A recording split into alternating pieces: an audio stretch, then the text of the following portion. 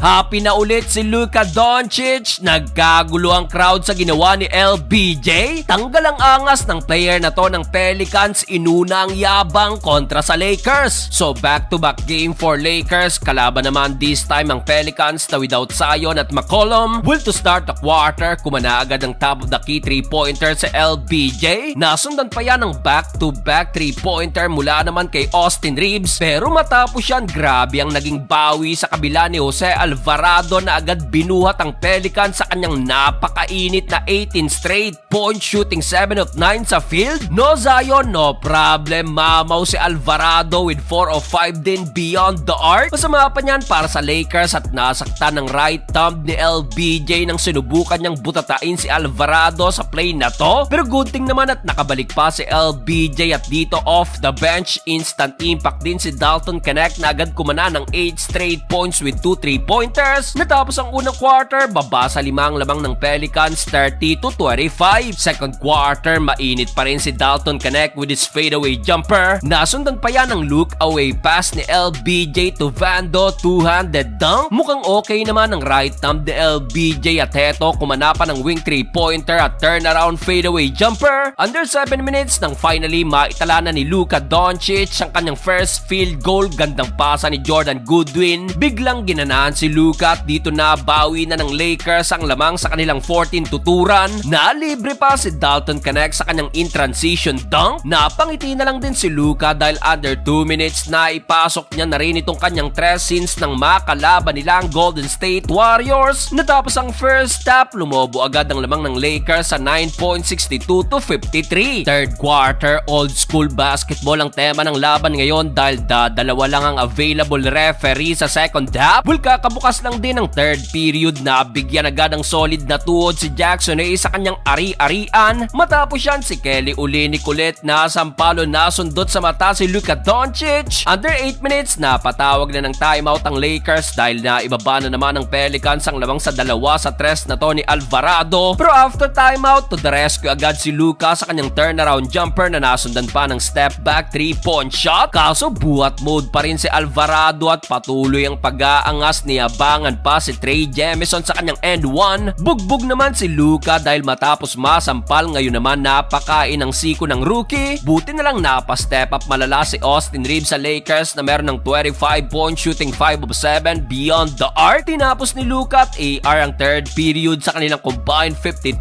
points, 93-84. Balik sa 9 points ang lamang ng Los Angeles Lakers. Fourth and final quarter, LeBron James na libre sa kanyang in-transition dunk. Nasundan pa yan ang favorite turnaround fadeaway jumper ni LBJ. Ganda pa ng no-look pass na to ni LeBron kay AR na iwanang buka sa corner. Matapos siya, nagkagulo na ang crowd dahil nag-showtime na ang Lakers including itong AR to LBJ alley-oop dunk. Lumobo na rin ang tambak at sa uli, panalo ang Lakers sa likod ng combined 92-point game ni LBJ, AR at Luka Doncic.